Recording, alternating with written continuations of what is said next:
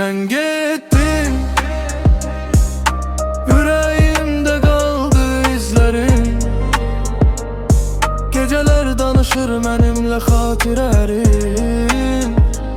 Sevgi dediğin belki de bir yuxu imiş.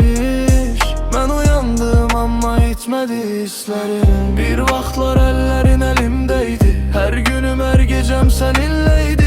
İndi küçelerde sensiz dar gelir, adını eşidəndə ürəyim titreyir. Deyirdin ki heç vaxt terk etmərəm, çətin gündə yanında dayanaram. Amma hayat bizi ayrı saldı, qalan tek şey köhnə xatirələr oldu. Sen gittin,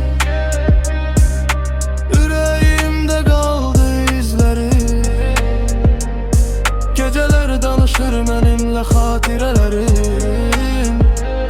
Sevgi dediğin belki de bir yuxu imiş.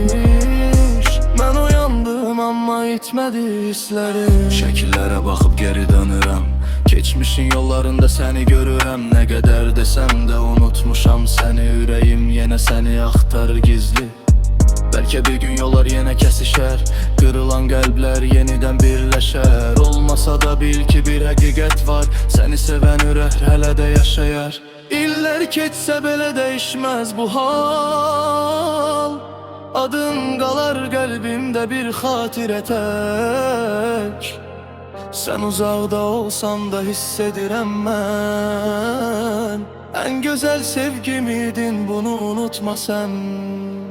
Sen gittin, yüreğimde kaldı izlerin. Geceler danışır benimle hatirelerin. Sevgi dediğim belki de bir yuxu imiş.